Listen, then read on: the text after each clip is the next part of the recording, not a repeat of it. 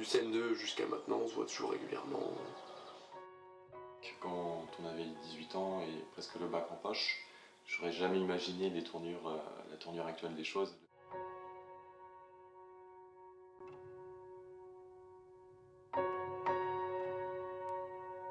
Moi c'est Alexandre Devedeux, 25 ans, donc depuis cette année là je suis berger. Actuellement je suis sur les berges du Rhône, donc frontière Drôme-Ardèche, au niveau du Pouzin précisément.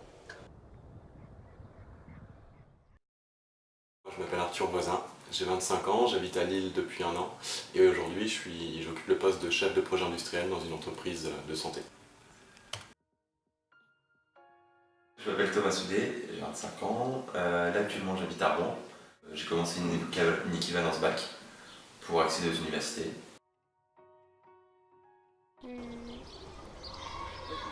Arthur et Thomas, je les connais depuis à peu près quand je suis arrivé sur Yvetot. On s'est retrouvés ensemble assis au premier rang et Alexandre a voulu me faire une petite blague, qu'on faisait entre copains à l'époque, c'est au moment où quelqu'un s'assoit, on retire la chaise au dernier moment et donc ça fait qu'on s'est rencontrés de manière assez fracassante au début et à partir de là on a commencé à être plutôt bons copains.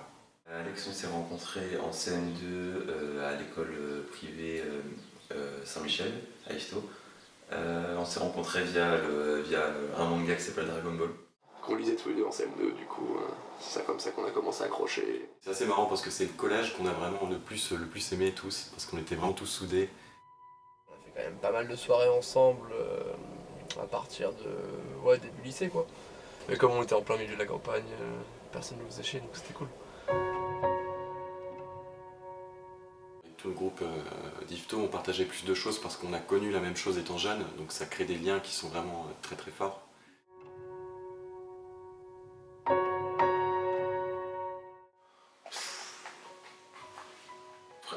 On fait trop de conneries. Et toutes les conneries classiques de adolescents, les premiers bédos, le premier alcool, les premières clopes. Ils sont différents, Arthur était plus sérieux en cours, Thomas moins sérieux, Thomas... Mais oui, voilà, il aimait bien faire la petite connerie, plus rebelle quoi, plus rebelle voilà, pour faire simple. On avait quand même tous plus ou moins un bon niveau. Cinquième, cinquième ça commence. Cinquième c'était le début de la longue descente. J'ai arrêté l'école en seconde parce que ça allait pas forcément bien de mon côté. Puis en fait, du coup, après ça, j'ai fait pas mal de petits boulots à droite à gauche. Et puis d'un coup m'est venue l'envie de reprendre les études, et puis voilà.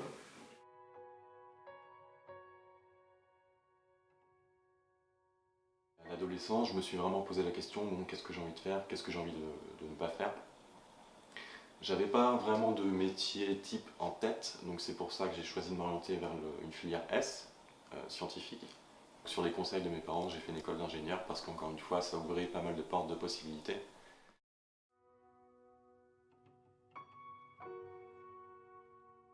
J'ai fait ma fac de psycho, bon la fac c'était pas fait pour moi. Du coup l'année d'après, j'ai décidé de plus mêler médecine et psychologie, donc je me suis dirigé assez naturellement vers la prépa psychomotricien. Où j'étais à peu près sérieux, mais pas assez non plus pour avoir mon concours. Donc j'ai échoué, j'étais à Rouen, donc j'avais encore un appart à Rouen, en colocation avec Thomas d'ailleurs justement. C'était marrant, après on était jeunes, tu vois, on a fait pas mal de folies. Ce qui a fait qu'on n'a pas forcément suivi, enfin on n'a pas forcément réussi tout ce qu'on entreprenait à cette époque-là. Il y a des moments où je faisais rien pendant une semaine, mais je passais mon temps à faire autre chose, je regardais des trucs sur internet, je m'instruisais de mon côté, on pourrait dire. J'ai commencé un peu à péter un câble au niveau des études, et c'est ma mère qui m'a proposé, qui m'a eu l'idée comme ça, mais presque en rigolant, mais pas vraiment, elle était sérieuse, mais... Et plutôt que de me foutre de sa gueule comme j'aurais pu faire classiquement, bah là c'est un peu tiqué quoi, je me suis dit tiens ouais ça vaut le coup de regarder un peu ce qu'il y a quoi.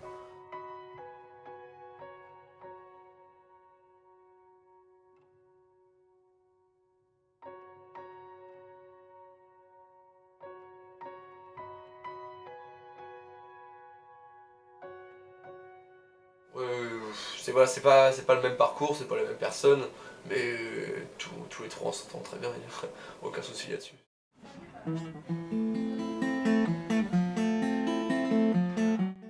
j'ai quand même une situation financière qui m'apporte une certaine stabilité. Je pense qu'un retour en arrière, ce serait compliqué.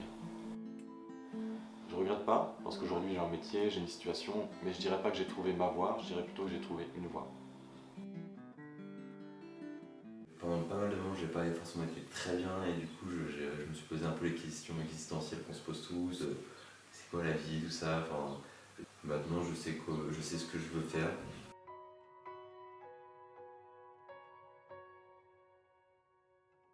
Je me suis remis en question pas mal de fois. Est-ce que j'ai vraiment envie de faire ça de ma vie? Qu'est-ce que ça va m'apporter comme métier? Est-ce que je vais vraiment être heureux dans cette voie-là? C'est cette notion entre guillemets, de travail garanti qui m'a permis de tenir jusqu'au bout. Une vie comme Arthur, où tu as un beau travail, une bonne situation sociale et financière. Enfin, j'aimerais pas avoir cette vie-là. Je pense que Alex, qui vient, il a raison d'être un truc qui lui plaît.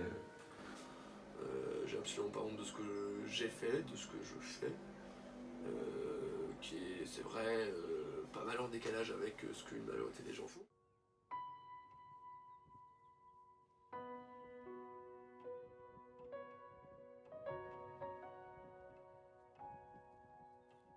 Bah, j'aime bien la personne que je suis. J'ai pas de regrets, et je me dis aussi que la vie n'est pas finie, j'ai que 25 ans, j'ai encore beaucoup d'années devant moi, et ça m'empêchera pas, si je le veux, de commencer autre chose. Faut dire que je suis fier de moi.